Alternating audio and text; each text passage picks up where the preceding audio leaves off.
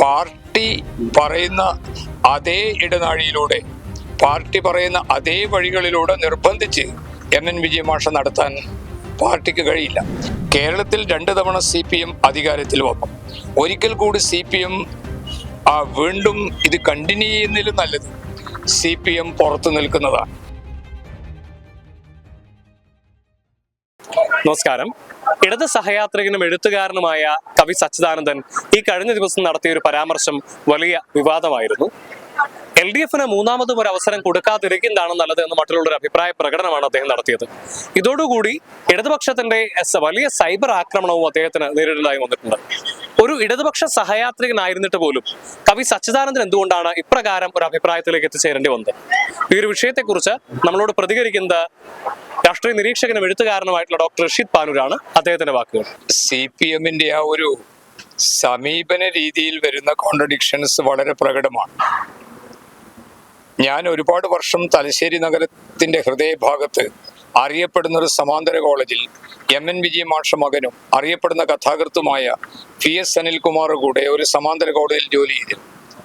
ഈ ഘട്ടങ്ങളിലെല്ലാം അനിൽകുമാർ കൂടെയും അല്ലാതെയുമായിട്ട് വിജയമാഷ താമസിക്കുന്ന വീട്ടിൽ ഞാൻ പോയിട്ടുണ്ട്. അദ്ദേഹത്തോട് ഒരുപാട് സംശയങ്ങൾ ചോദിച്ചിട്ടുണ്ട്.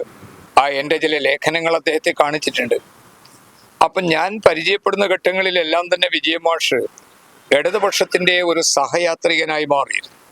പക്ഷെ വിജയമാഷതായ ഒരു വ്യക്തിത്വവും അദ്ദേഹത്തിൻ്റെതായ ഒരു ചിന്താരീതിയും ഒക്കെ ഉണ്ട്. പാർട്ടി പറയുന്ന അതേ ഇടനാഴിയിലൂടെ, പാർട്ടി പറയുന്ന അതേ വഴികളിലൂടെ നിർബന്ധിച്ച് MN വിജയമാഷ നടത്താൻ പാർട്ടിക്ക് കഴിയില്ല. പക്ഷെ വിജയമാഷ ഒത്തിരി അഡ്ജസ്റ്റ് ചെയ്ത് നോക്കി. ഇപ്പൊ 2 തവണയാണ് പാപ്പനശ്ശേരി സ്നേക്ക് പാർക്ക് അറ്റാക്ക് നടന്നത്. EMS പോലും പറഞ്ഞ് വളരെ പ്രാകൃതമായി പോയി, ഏത് രാഷ്ട്രീയ പാർട്ടി നടത്തിയാലും ഇത് വളരെ ബ്രൂട്ടലായി പോയി എന്ന്. പക്ഷേ ആ ഒരു കാര്യത്തെ പോലും പാമ്പുകൾ മൃതിയിലൂടെ സ്വാതന്ത്ര്യം ഭരിക്കുക എന്നൊക്കെയുള്ള സ്റ്റേറ്റ്മെന്റോടുകൂടി MN വിജയമാഷ ന്യായീകരിച്ചു. പക്ഷേ പാർട്ടി പിന്നീട് കൂടുതൽ അതിൻ്റെ ചലനാത്മക സ്വഭാവത്തിൽ നിന്നും പ്രോഗ്രസീവായ അതിൻ്റെ വഴിയിൽ നിന്നും പിറകോട്ട് പോയപ്പോൾ വിജയമാഷ് അതിനെ തിരുത്താൻ ശ്രമിച്ചു. ആ വിജയമാഷ് പതുക്കെ പുറത്തേക്ക് പോയി. പിന്നീട് പിണറായി വിജയന്റെ സ്വരവും മാറി. ഒരു സാഹിത്യ നിരൂപകനായ MN വിജയന് കമ്മ്യൂണിസ്റ്റ് സിദ്ധാന്തത്തെക്കുറിച്ചും പാർട്ടിയുടെ പ്രാക്ടിക്കലായ എലിമെന്റ്സിനെ കുറിച്ചും എന്തറിയാം എന്ന തരത്തിലായി. അതോടുകൂടി ആ വിജയമാഷക്ക് തോന്നി ഇവരുമായിട്ട് അഡ്ജസ്റ്റ് ചെയ്തു പോകാൻ കഴിയില്ല. തായട്ട് ശങ്കരൻ ഗാന്ധിസവും കമ്മ്യൂണിസവും ചേർത്ത് പരിപ്പ് കറി ഉണ്ടാക്കി കുറച്ചു കാലം ഇവരോട് കൂടെ നിന്നു. പക്ഷെ പുറത്തുപോയി. MR ചന്ദ്രശേഖരനും ഇവരുടെ കൂടെ വലിയൊരു കാലയളവ് നിൽക്കാൻ കഴിഞ്ഞില്ല. MK സാനു സാർ ഇവരുടെ കൂടെ നിന്നു. MLA ഒക്കെ ആയി. ഒടുവിൽ സാനു മാഷക്കും വലിയൊരു കാലയളവ് ഇവരുടെ കൂടെ നിൽക്കാൻ പറ്റില്ല. ഇത് തന്നെയാണ് സച്ചിദാനന്ദന്റെയും അവസ്ഥ. കേരളത്തിൽ മാർക്സിയൻ തിയറി നന്നായി പഠിച്ച അപൂർവം ചില വ്യക്തികളിൽ ഒരാളാണ് സച്ചിദാനന്ദൻ. മാർക്സിയൻ സൗന്ദര്യശാസ്ത്രത്തെക്കുറിച്ച് പുസ്തകം എഴുതിയ ആളാണ്.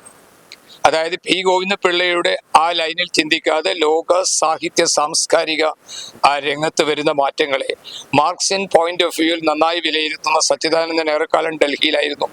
കേന്ദ്ര സാഹിത്യ അക്കാദമിയുടെ ഇന്ത്യൻ ലിറ്ററേച്ചറിന്റെ എഡിറ്ററും പിന്നീട് സാഹിത്യ അക്കാദമിയുടെ ജനറൽ സെക്രട്ടറിയൊക്കെ ആയി മാറി. ഡൽഹിയിൽ നിന്നുകൊണ്ട് ലോക സാംസ്കാരിക ഭൂപടലത്തിൽ നടക്കുന്ന സംഭവങ്ങളൊക്കെ നിത്യേന കാണുകയും അതിനെ വിലയിരുത്തുകയും ചെയ്യുന്ന സച്ചിദാനന്ദൻ ഇപ്പോൾ ഒടുവിലെത്തിയ ഒരു കൺക്ലൂഷൻ, കേരളത്തിൽ 2 തവണ CPM അധികാരത്തിൽ വന്നു. ഒരിക്കൽ കൂടി CPM വീണ്ടും ഇത് കണ്ടിന്യൂ ചെയ്യുന്നതിലും നല്ലത് CPM പുറത്തു നിൽക്കുന്നതാണ്. പാർട്ടി കുറെ കൂടി ഡൈനാമിക് ആകാനും പാർട്ടി കുറെ കൂടി ശക്തിപ്പെടാനും ഫാസിസത്തിനെതിരായിട്ടുള്ള പോരാട്ടം പാർട്ടി ശക്തമാക്കാനൊക്കെ അത് ഉപകരിക്കും.